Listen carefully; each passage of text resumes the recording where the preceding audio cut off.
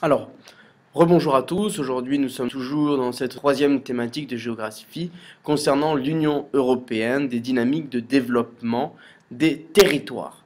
Je voudrais revenir un court instant sur l'espace de Schengen. Alors, comme je vous l'ai dit avant dans la première vidéo, il y a des amalgames à ne pas faire. Tous les pays membres de l'Union européenne n'ont pas tous adopté l'euro comme monnaie d'échange.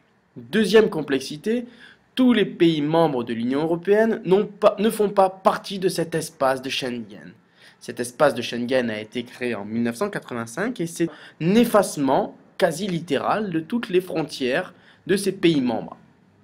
Alors, cet espace de Schengen a été créé en 1985 et comme pour l'euro, certains membres de l'Union européenne n'ont pas signé justement ces accords de Schengen et c'est le cas encore une fois pour le Royaume-Uni mais aussi pour l'Irlande. Et à l'inverse donc, des pays qui ne sont pas membres de l'Union européenne ont adopté justement ces accords de Schengen et là c'est le cas par exemple de la Norvège.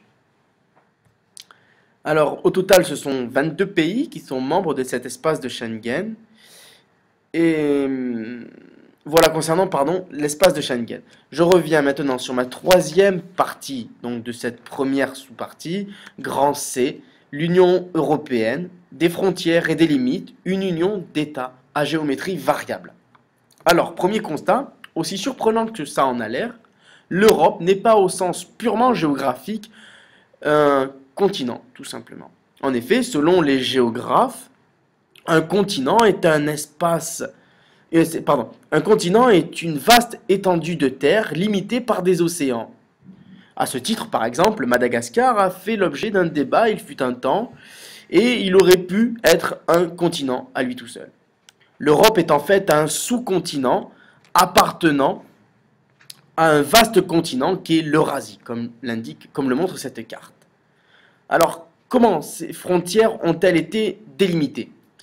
Le premier à l'avoir délimité, c'est peut-être Pierre le Grand, le tsar de toutes les Russies, qui délimita l'Europe à la modeste chaîne de montagnes qu'est l'Oural, que vous voyez justement à l'est de ma carte. Plus traditionnellement, à l'ouest, l'Europe se termine par le détroit de Gibraltar et au sud par le détroit du Bosphore. L'immigration est un point important pour l'Union européenne, nous l'avons vu. Accéder à un pays de l'espace de Schengen est le souhait de nombreux étrangers. La Convention de Schengen prévoit justement des mesures pour empêcher une immigration massive, notamment pour protéger son propre marché du travail.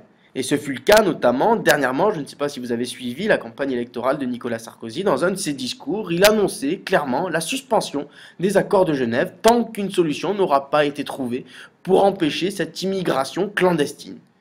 Alors, pour revenir à cette immigration clandestine, j'ai pris l'exemple de Melilla. C'est un village, enclavé en Afrique, appartenant à l'Espagne. Alors ceux qui arrivent justement à rejoindre cet espace peuvent éventuellement prétendre à intégrer l'espace de Schengen. Et bien pour éviter cela, un mur tel qu'il a existé autrefois en Europe, rappelez-vous Berlin, existe justement entre l'Espagne et le Maroc. Et comme l'illustre justement ce schéma de cette frontière, nous sommes pas loin du mur de Berlin. Enfin, je vais passer à la quatrième et dernière sous-partie de cette première partie avec comme grand point les disparités et les inégalités socio-spatiales, l'action de l'Union européenne sur les territoires. Alors avant d'évoquer les inégalités régionales de l'espace européen, il convient de savoir quelle unité choisir. Pour mesurer les inégalités socio-spatiales, l'Europe utilise des NUTS. C'est une norme qui indique la nomenclature des unions territoriales statistiques. Alors, l'Europe a été ainsi divisée en 255 régions, de taille à peu près égale aux régions françaises. Et ainsi, grâce à ce découpage territorial de l'Union européenne, nous allons pouvoir étudier quel est le niveau social de ces différents espaces.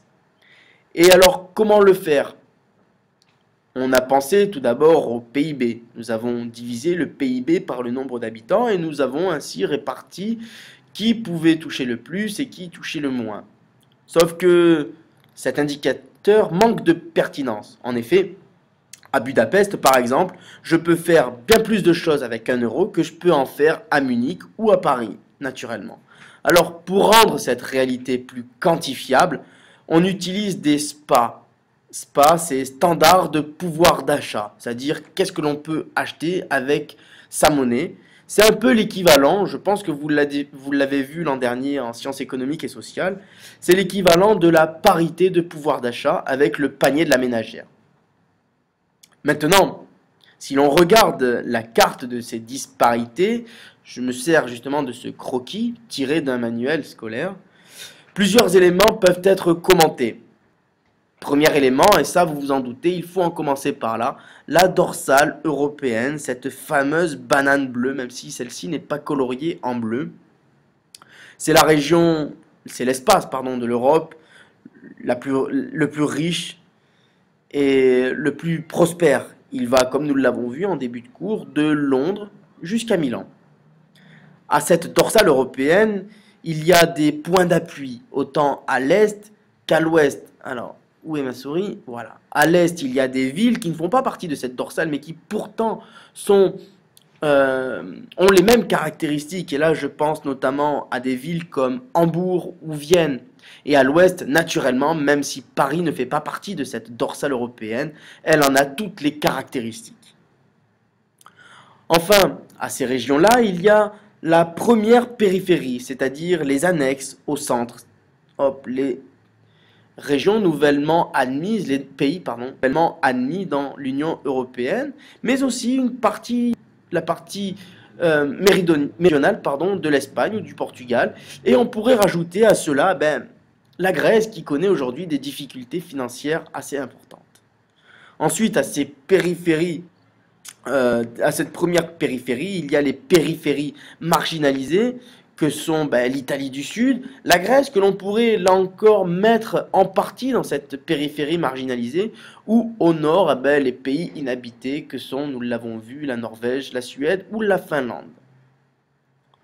Enfin, des disparités existent aussi au sein même des pays, et j'ai pris tout à l'heure l'exemple de l'Italie, et celui-ci est certainement l'exemple le plus efficace, puisque au sein d'un même pays, il y a donc une partie de son territoire qui est directement inclus donc à cette dorsale, à ce cœur économique de la zone européenne, puis il y a cette première périphérie ou cette zone annexe avec sa capitale, Rome, et enfin l'ancien Mezzogiorno, c'est-à-dire ce sud de l'Italie relativement pauvre si on le compare au nord bien plus riche.